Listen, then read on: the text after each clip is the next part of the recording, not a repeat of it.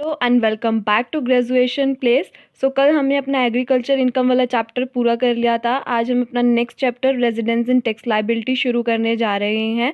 तो अगर आप मेरे चैनल पर नए हैं तो please do like, subscribe and share my channel and don't forget to press the bell icon. So time waste ना करते हुए हम अपना नेक्स्ट चैप्टर शुरू करते हैं। Residence of assessee. सबसे पहले कि इसमें क्या होता है कि जो हमारे असेसी की टोटल इनकम होती है, हम उसकी टोटल इनकम को उसके रेजिडेंशियल स्टेटस से डिटरमाइन करते हैं कि वो रेजिडेंस है इंडिया का या नहीं है। तो उसके बाद वो बोलता है कि जो रेजिडेंस और सिटीजनशिप है, ये दो डिफरेंट एस्पेक्ट्स हैं, दो डिफरेंट टर्म्स हैं। इसमें हमें कंफ्यूज नहीं होना चाहिए कि जो सिटीजनशिप होती है वो परमानेंट होती है और जो रेजिडेंशिप होती है वो ईयर टू ईयर चेंज होती रहती है। तो उन्होंने ये बात कही कि जो असेसी है वो अपनी इनकम इंडिया में भी कमा सकता है, इंडिया के बाहर भी कमा सकता है और एक टाइम पर दोनों जगह भी कमा सकता है। तो उसकी जो इनकम होगी वो इंडिया में किस तरह से असेसेबल होगी वो उसके रेजिडेंशियल स्टेटस पर डिपेंड करती है, क्योंकि एक टैक्स पेयर को अपनी टैक्स को अपने रेजिडेंशियल स्टेटस के बेसिस पे ही पे करना होता है। एक पर्सन जो है वो एक टाइम पर एक से ज़्यादा देशों में रेजिडेंट हो सकता है एक प्रीवियस ईयर में। उसके बाद टाइप्स ऑफ रेजिडेंट आते हैं। रेजिडेंट टू टाइप के होते हैं, रेजिडेंट और नॉन रेजिडेंट। आगे रेजिडेंट को टू टाइप्स में डिवाइड किया गया है, ऑर्डिनरी रेजिडेंट और नॉन ऑर्डिनरी रेजिडेंट। अब हमारा ordinary resident, non ordinary resident और नॉन रेजिडेंट, इन तीनों को कुछ कंडीशंस पर बेस किया जाता है, जिसके बेसिस पर हम ये डिफ़ाइन कर सकते हैं कि एक पर्सन ऑर्डिनरी रेजिडेंट है या नॉन ऑर्डिनरी रेजिडेंट है या नॉन रेजिडेंट है। तो हम पहले जो कंडीशंस उस पर लगती हैं वो कंडीशंस डिस्कस करेंगे, उसके बाद ये चीज़ डिस्कस करेंगे कि वो एक person ordinary resident, non ordinary resident या नॉन रेजिडेंट कैसे हो सकता है। सबसे पहले हम अपनी बेसिक कंडीशंस करेंगे। पहली कंडीशन है कि he is in India in the previous year for a period of 182 days और मोर। मतलब कि वो पर्सन प्रीवियस ईयर में हमारे इंडिया में 182 डेज या उससे ज़्यादा रहा हो। उसके बाद आता है second condition, he has been in India for at least 365 days during the 4 years preceding the previous year and is in India for at least 60 days during the previous year। मतलब प्रीवियस ईयर में वो 60 days India में रहा हो और previous year को छोड़कर जो उससे पहले वाले 4 प्रीवियस ईयर हैं उसमें वो एटलीस्ट 365 डेज इंडिया में रहा हो। की सेकंड कंडीशन करी थी, उसकी कुछ एक्सेप्शंस हैं। फर्स्ट एक्सेप्शन क्या है कि इंडियन ओरिजिन, मतलब कि अगर किसी पर्सन के ग्रैंड पेरेंट्स या पेरेंट्स का बर्थ जो है वो इंडिया में हुआ है तो उनके लिए ये सेकंड कंडीशन लागू नहीं होती है। सेकंड पॉइंट कि अगर कोई पर्सन किसी इंडियन शिप में क्रू मेंबर है तो उसके लिए भी ये कंडीशन लागू नहीं होती है, या फिर कोई एम्प्लॉयमेंट पर्पस के लिए गया हुआ है उसके लिए भी ये कंडीशन लागू नहीं होती हैं। बाकी सबके लिए सेकंड कंडीशन इज़ एप्लीकेबल। आती हैं हमारी एडिशनल कंडीशंस। सबसे पहली कंडीशन क्या है कि he has been resident in India in at least 2 out of the 10 previous year preceding the relevant previous year।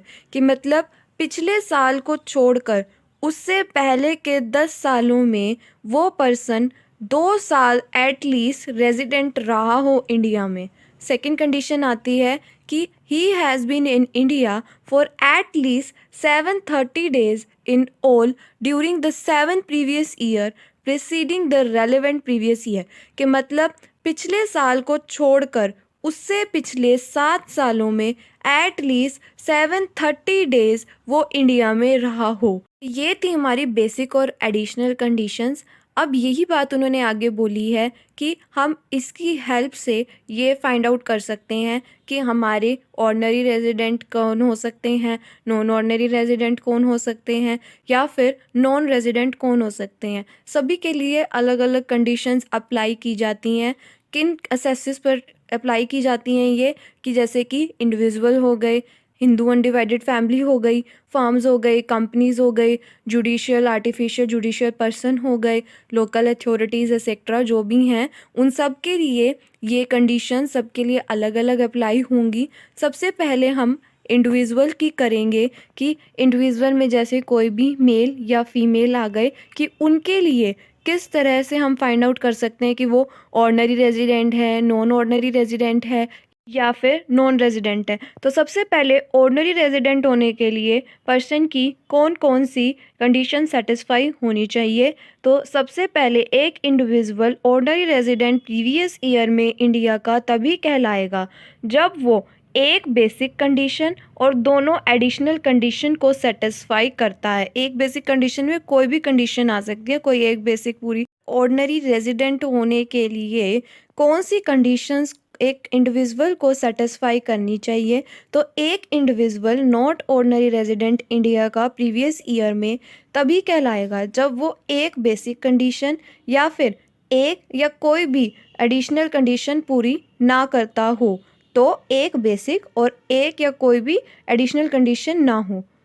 NRI होने के लिए उसको कौन सी कंडीशन सेटिस्फाई करनी ज़रूरी है। तो एक इंडिविजुअल एनआरआई प्रीवियस ईयर में तभी कहलाएगा जब वो कोई भी बेसिक कंडीशन पूरी ना करता हो और इस केस में एडिशनल कंडीशन इरेलेवेंट होती है, मतलब कि इसमें एडिशनल कंडीशन मैटर नहीं करती है।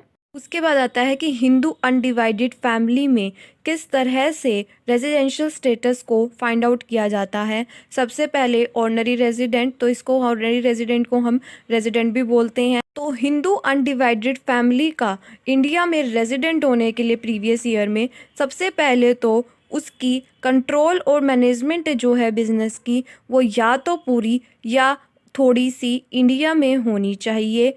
और सेकंड कंडीशन ये है कि जो उस फैमिली का करता है वो दोनों एडिशनल कंडीशंस को पूरी करता हो। है कि नॉट ऑर्डिनरी रेजिडेंट के लिए हिंदू अनडिवाइडेड फैमिली की कौन कौन सी कंडीशन सेटिस्फाई होनी चाहिए। तो Hindu undivided family not ordinary resident तब कहलाई जाएगी प्रीवियस ईयर में जब उस बिजनेस का कंट्रोल या मैनेजमेंट जो है वो इंडिया में सिचुएटेड हो और या फिर जो उसकी मैनेजमेंट है वो पार्शली या होली इंडिया में की जाए। और सेकेंड सिचुएशन आती है कि जो उस फैमिली का करता है वो एक या कोई भी एडिशनल कंडीशन पूरी ना करता हो। आता है कि नॉन रेजिडेंट होने के लिए कौन सी कंडीशंस हिंदू अनडिवाइडेड फैमिली की सेटिस्फाई होनी चाहिए। तो हिंदू अनडिवाइडेड फैमिली का जो बिजनेस है उसकी कंट्रोल या मैनेजमेंट जो है वो अगर इंडिया के आउटसाइड है तब वो नॉन रेजिडेंट कहलाई जाएगी। उसके बाद आता है कि फर्म और एसोसिएशन ऑफ पर्सन के लिए क्या कंडीशंस होनी चाहिए। तो जो कि हमारी कंडीशंस थी वही हमारी फर्म और एसोसिएशन ऑफ पर्सन की कंडीशन है, पर जहां हमने कर्ता वर्ड का यूज़ किया था कि जैसे कर्ता की एडिशनल कंडीशंस पूरी होनी चाहिए या कर्ता की एक या फिर कोई भी कंडीशन एडिशनल पूरी नहीं होनी चाहिए, तो वो ही सेम कंडीशन मैनेजर की पूरी होनी चाहिए, तब वो फर्म या association of person ordinary, non ordinary या नॉन रेजिडेंट कहलाई जाएगी। तो उसके बाद आता है हमारा कि कंपनीज़ के लिए कौन कौन सी कंडीशंस पूरी करनी चाहिए कि वो रेजिडेंट, नॉन रेजिडेंट या फिर एनआरआई कहलाया जाए। सबसे पहले रेजिडेंट के लिए कौन सी कंडीशन पूरी करनी चाहिए कंपनी को। तो एक कंपनी इंडिया का रेजिडेंट तभी कहलाई जाएगी प्रीवियस ईयर में जब सबसे पहले कि वो एक इंडियन कंपनी होएगी और जो उसकी इफ़ेक्टिव मैनेजमेंट का प्लेस है वो इंडिया में होगा। फिर कंपनी में नॉट ऑर्डिनरी रेजिडेंट होता ही नहीं है। थर्ड की नॉन रेजिडेंट। अब अगर कंपनी इंडियन कंपनी नहीं है और उसकी जो इफ़ेक्टिव मैनेजमेंट का प्लेस है वो भी इंडिया में नहीं है तो कंपनी नॉन रेजिडेंट कहलाएगी। फिर एवरी अदर पर्सन जैसे कि लोकल अथॉरिटी या आर्टिफिशियल जुडिशियल पर्सन है, ये रेजिडेंट कब कहलाएंगे कि जब इनकी कंट्रोल या मैनेजमेंट इंडिया में होगी और नॉन ऑर्डिनरी रेजिडेंट इसमें होता ही नहीं है। और नॉन रेजिडेंट तब कहलाएगी कि जब इसकी कंट्रोल और मैनेजमेंट आउटसाइड इंडिया होती है। बेसिकली तो इंडिविजुअल का ही इम्पॉर्टेंट होता है कि कब इंडिविजुअल ऑर्डिनरी रेजिडेंट कहलाएगा, नॉट ऑर्डिनरी रेजिडेंट कहलाएगा या नॉन रेजिडेंट कहलाएगा। बाकी तो सब थ्योरी के बेसिस से ही थोड़ा सा है। तो आपको अगर क्वेश्चंस के बेसिस पे तैयार करना है तो उन तीनों की कंडीशंस आपको अच्छे से याद होनी चाहिए। कल हम इससे रिलेटेड कुछ एग्जांपल्स करेंगे। तो आज के लिए बस इतना ही। अगर आपको मेरी वीडियो पसंद आई हो तो please do like, subscribe and share my channel and don't forget to press the bell icon. और अगर आपको मेरे ये लिखे हुए नोट्स चाहिए हो तो आप मेरी जीमेल आईडी पर कांटेक्ट कर सकते हैं। My Gmail ID is graduationplace756@gmail.com। Thank you.